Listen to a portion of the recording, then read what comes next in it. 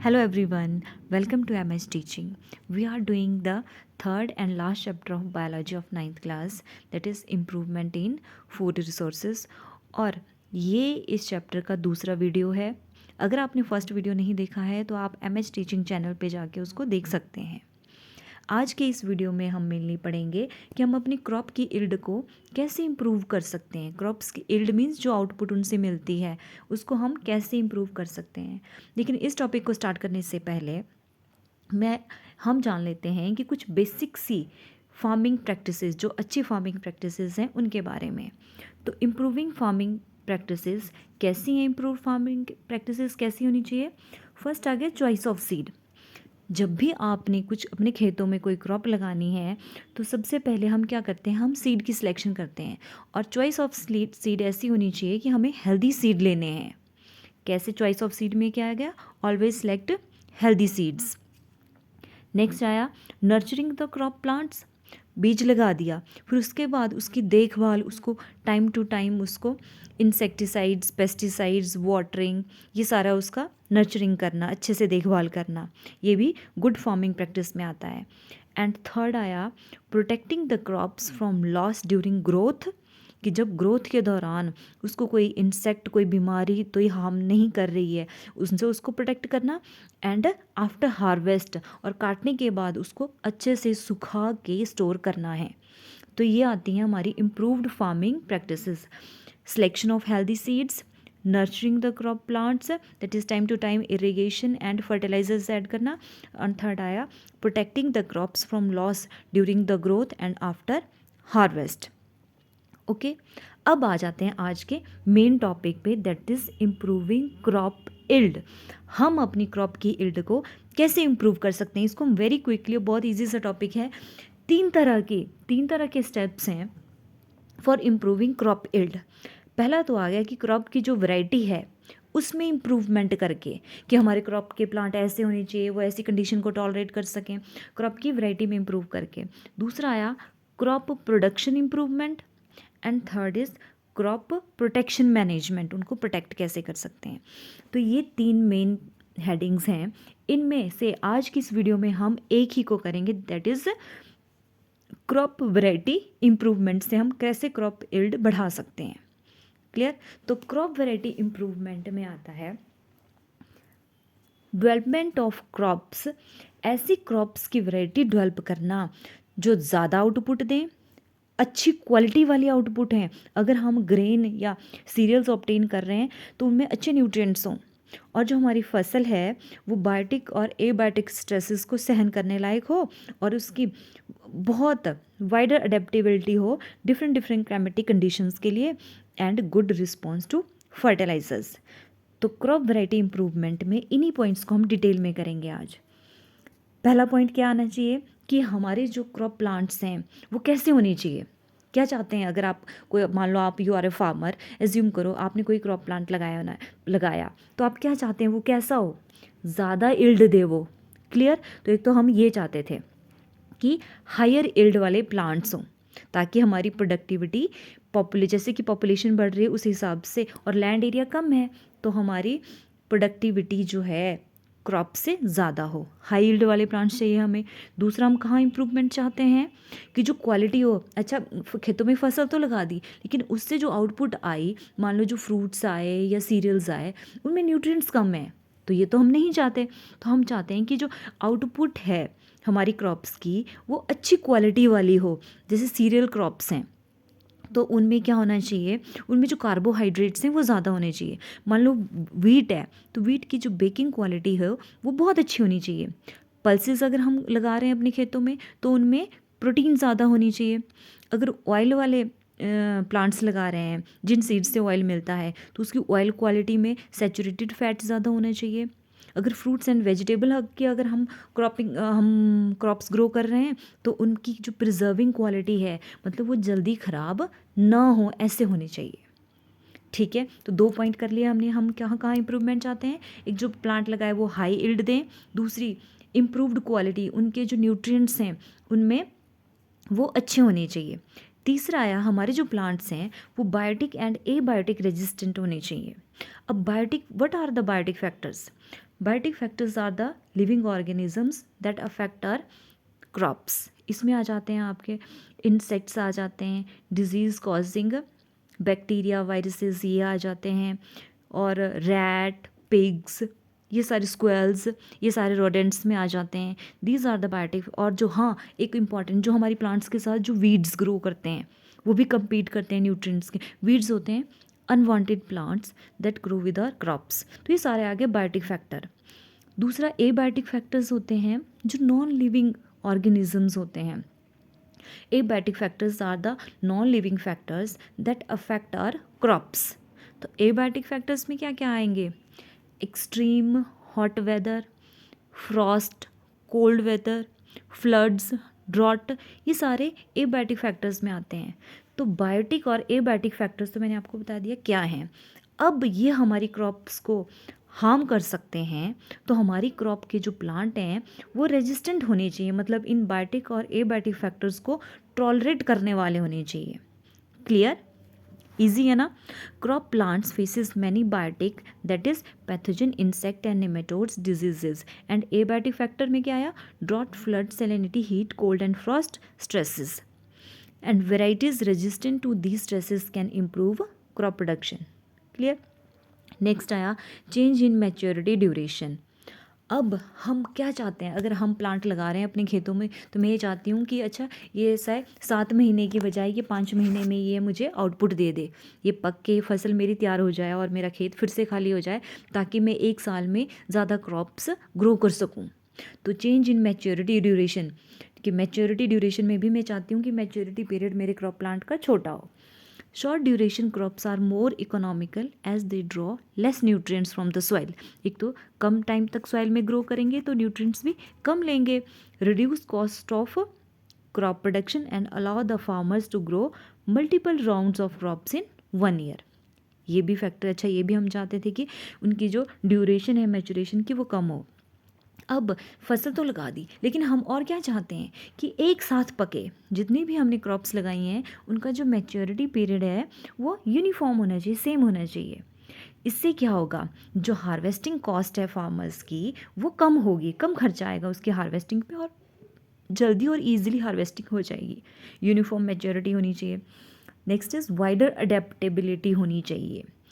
Wider adaptability मतलब कि अगर मान लो कभी ज़्यादा टेम्परेचर हो गया, तो ऐसा नहीं धूप से वो विल्ट ही जाए प्लांट, तब भी उनकी आउटपुट पे, उनकी इल्ड पे असर नहीं पड़ना चाहिए, वो उसको अडेप्ट कर सके। और अगर मान लो बहुत ज़्यादा हीट हो रही है, टेम्परेचर होता है या वाटर लॉगिंग हो रही है, तो उन कंडीशंस को वो विदस्टैंड कर सकें। तो हमारी क्रॉप्स की वाइडर अडेप्टेबिलिटी होनी चाहिए, that is developing thermo insensitivity and photo insensitivity can help a variety to be grown in different environmental conditions. Clear? Next आया desirable agronomic characteristics. अब डिफरेंट प्लांट्स के जो एग्रोनॉमिक कैरेक्टरिस्टिक्स हैं वो different होते हैं। अगर मैं चाह रही हूँ कि मुझे फॉडर प्लांट्स लगाने हैं किसी एरिया में, फॉडर प्लांट्स हुए जो कि जिसको हम पशुओं को चारे के लिए खिलाते हैं, तो वो कैसे होने चाहिए? तो आप भी इमेजिन कर सकते हैं उसमें क्या होना चाहिए? वो जूसी होनी चाहिए, उसमें ब्रांचेस ज़्यादा होनी चाहिए, फॉलिएज मतलब लीव्स उसकी अच्छी होनी चाहिए, बड़ी बड़ी होनी चाहिए, है ना? तो फॉडर प्लांट्स की एग्रोनॉमिक कैरेक्टरिस्टिक्स डिफरेंट हैं। लेकिन अगर आप सीरियल क्रॉप्स लगा रहे हैं तो आप क्या चाहते हो? उसके बड़े बड़े झाड़ों और उसमें जो पॉड्स या स्पाइकलेट्स लगते हैं वो छोटे हो? नहीं, सीरियल क्रॉप्स में हमें चाहते हैं कि छोटा पौधा हो और उसमें जो ताकि वो कम न्यूट्रिएंट्स कंज्यूम करे, और उसके जो पॉड्स होते हैं या जो स्पाइकलेट्स होते हैं जहाँ पे, या पिनेकल्स होते हैं जहाँ पे ग्रेन लगते हैं, वो ज़्यादा हों। ठीक है? तो फॉडर प्लांट्स कैसे होने चाहिए? टॉल होने चाहिए, प्रोफ्यूज ब्रांचिंग होनी चाहिए, अच्छी फॉलिएज होनी चाहिए। सीरियल क्रॉप्स कैसी होनी चाहिए? छोटी होनी चाहिए, और उनके जो जहाँ पे स्पाइकलेट्स हैं वो ज़्यादा होने चाहिए ताकि ज़्यादा हमें आउटपुट मिले, ज़्यादा ग्रेन मिले। और वो छोटा प्लांट होगा तो लेस न्यूट्रिएंट कंज्यूम करेगा और हाई प्रोडक्टिविटी देगा। ये हमने कुछ फीचर्स किए हमारे कि हम कहाँ कहाँ इम्प्रूवमेंट चाहते हैं, कैसे कैसे प्लांट्स हो, हाई इल्ड दें, इम्प्रूव्ड क्वालिटी हो न्यूट्रिएंट्स की, बायोटिक एंड एबायोटिक फैक्टर को रेजिस्टेंस हो उनके लिए, मैच्योरिटी ड्यूरेशन छोटी हो, यूनिफॉर्मली वो मैच्योर करे सारी क्रॉप्स, वाइडर अडेप्टेबिलिटी हो वेदर कंडीशंस के लिए, और डिज़ायरेबल एग्रोनॉमिक करेक्टरिस्टिक्स होनी चाहिए कि फॉडर क्रॉप से ऐसी होनी चाहिए, सीरियल क्रॉप से ऐसी होनी चाहिए। क्लियर। अब हम पढ़ेंगे कि अच्छा ये तो हमने डिसाइड कर लिया कि हम ये चाहते हैं अपनी क्रॉप्स में कि ऐसे ऐसी हों। अब ऐसा सोचने के बाद उस तरफ को स्टेप्स भी तो लेने थे कि ऐसे क्रॉप्स हम कैसे बना सकते हैं, ऐसे प्लांट्स हम, ऐसे सीड हम कैसे प्रोड्यूस कर सकते हैं। तो दैट वो आता है आपका mechanism of crop variety improvement में। ठीक है, तो mechanism of crop variety improvement, crop की वैरायटी में इम्प्रूवमेंट हम कर सकते थे प्लांट्स डिफरेंट जो हम फीचर्स चाहते हैं उन प्लांट्स की ब्रीडिंग करवा के, दैट इज़ जीन एक्सचेंज करके, या और भी बहुत सारे मेथड्स हैं जो हम इसी मैकेनिज्म में पढ़ेंगे।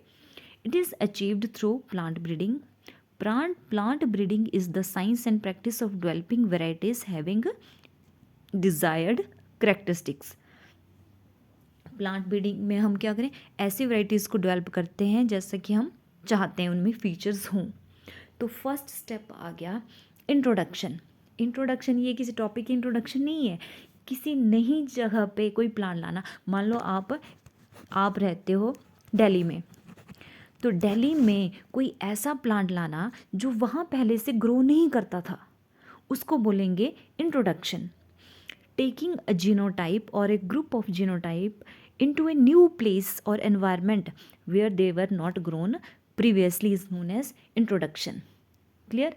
तो एक आ गया कि अच्छी वैरायटी के प्लांट हम मान लो दूसरी कंट्री से ही ले आए अपने इंडिया में, ठीक है, नई जगह, दूसरी जगह से नई जगह पे प्लांट लाना, उसको बोलते हैं इंट्रोडक्शन। तो ऐसे हम अच्छी फसल वाले, अच्छे आउटपुट वाले प्लांट्स ला सकते हैं।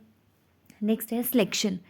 सिलेक्शन क्या होता है कि ऐसे प्लांट्स को सिलेक्ट करना जो जैसे कि हम फीचर्स चाहते थे वैसे। Selection is the process of choosing plants with desirable characteristics, और ये सबसे ओल्डेस्ट ब्रीडिंग मेथड है सभी क्रॉप इम्प्रूवमेंट का। इसमें क्या करते हैं वो ऐसे प्लांट्स को सिलेक्ट करते हैं जो हेल्दी हो और डिफरेंट एनवायरमेंटल कंडीशंस को टॉलरेट कर सकें। तो सिलेक्शन भी यहाँ पे 3 तरह की सिलेक्शन बताई हुई है, artificial selection, mass selection and pure line selection. Next is आया आपका हाइब्रिडाइजेशन। हाइब्रिडाइजेशन होता है कि मान लो एक प्लांट है, उसमें क्या है, उसका पौधा तो बड़ा हेल्दी है, ठीक है, पौधा हेल्दी है, डिफरेंट एनवायरमेंटल कंडीशन को भी टॉलरेट कर सकता है, लेकिन उसमें जो ग्रेन लगते हैं, उसकी जो क्रॉप की आउटपुट है वो पुअर है। और दूसरा एक ऐसा प्लांट है जिसके ग्रेन तो अच्छे लगते हैं, ग्रेन की आउटपुट तो बढ़िया है, लेकिन अगर थोड़ा सा भी ड्रॉट हो या फ्लड हो तो वो डैमेज हो जाता है। तो हम क्या करेंगे, हम चाहते हैं कि अच्छे ग्रेन वाली आउटपुट और अच्छा हमारे पास हेल्दी प्लांट हो जो वाइडर अडेप्टेबिलिटी हो, डिफरेंट वेदर कंडीशंस को टॉलरेट कर सके। तो हम क्या करेंगे, उन दोनों के जीन्स को क्रॉसिंग ओवर कर देंगे, और एक ऐसा प्लांट तैयार कर देंगे जिसमें दोनों के फीचर्स हो, प्लांट भी हेल्दी हो, डिफरेंट एनवायरमेंटल कंडीशन को टॉलरेट कर सके, और उसकी जो यील्ड है ग्रेन की वो भी अच्छी हो। तो उनकी क्रॉसिंग ओवर, उनके जीन्स की क्रॉसिंग ओवर को बोलते हैं हम हाइब्रिडाइजेशन। और जो नया प्लांट बना that is known as hybrid. Crossing, hybridization is crossing genetically different plants to produce offspring with desirable traits, and the newly formed plant is called hybrid. And it can be, अब hybridisation जो हो सकती है वो different varieties के भी बीच में भी हो सकती है, प्लांट्स की या एनिमल्स की, डिफरेंट स्पीसीज़ ही डिफरेंट हो, प्लांट की स्पीसीज़ दो डिफरेंट स्पीसीज़ के बीच में भी हो सकती है एनिमल्स की, या फिर डिफरेंट जेनरा के बीच में भी हो सकती है। अगर हाइब्रिडाइजेशन डिफरेंट वेराइटी के बीच में हो रही है तो उसको बोलते हैं इंटर वेराइटल हाइब्रिडाइजेशन। अगर डिफरेंट स्पीसीज़ के बीच में हो रही है तो उसको बोलेंगे इंटर स्पेसिफिक हाइब्रिडाइजेशन, और डिफरेंट जेनरा के बीच में हो रही है तो उसको बोलेंगे intergeneric hybridisation. Okay, intervarietal hybridisation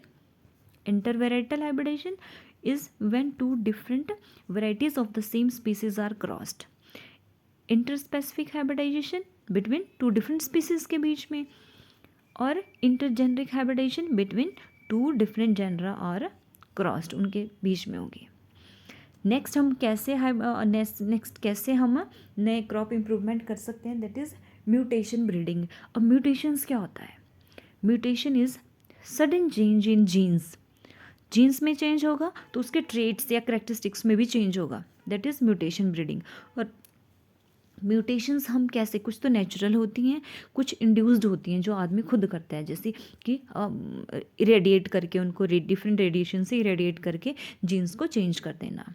okay, तो mutation breeding is the technique that uses radiations और chemicals to create genetic variation in plants, मतलब जिनके जीन्स को ही चेंज कर देना। This variation can then be use to develop new crop varieties with desirable traits, फिर नई variety बन जाती है। लास्ट हम करेंगे इसमें crop mechanism of crop improvement में जेनेटिक मॉडिफिकेशन, जीन में मॉडिफिकेशन कर देना।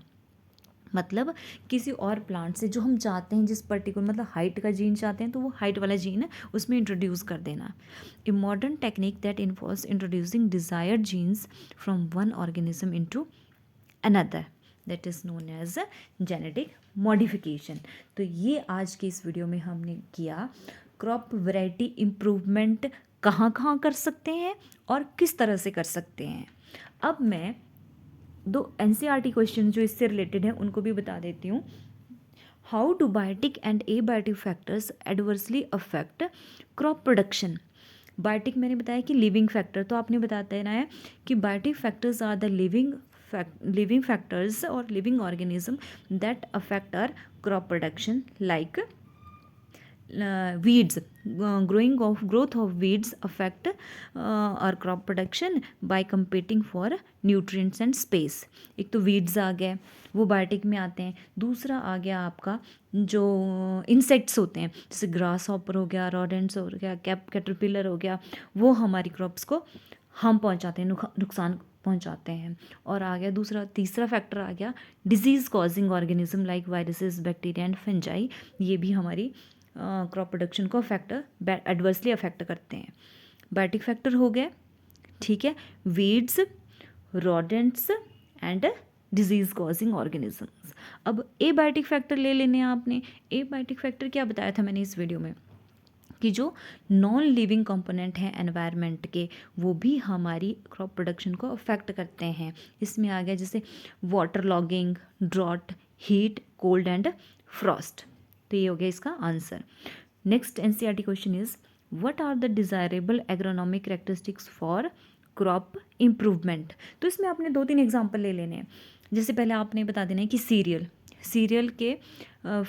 क्रॉप्स हमारी कैसी होनी चाहिए, प्लांट उसका ड्वार्फ होना चाहिए ताकि वो लेस न्यूट्रिएंट कंज्यूम करे, और गुड नंबर ऑफ स्पाइकलेट्स या पेनिकल्स होनी चाहिए उसके, ताकि उसमें ज़्यादा ग्रेन लगे, क्रॉप यील्ड जो है वो ज़्यादा हो, और मैच्योरिटी ड्यूरेशन उसकी सेम हो क्रॉप प्लांट्स की सबकी।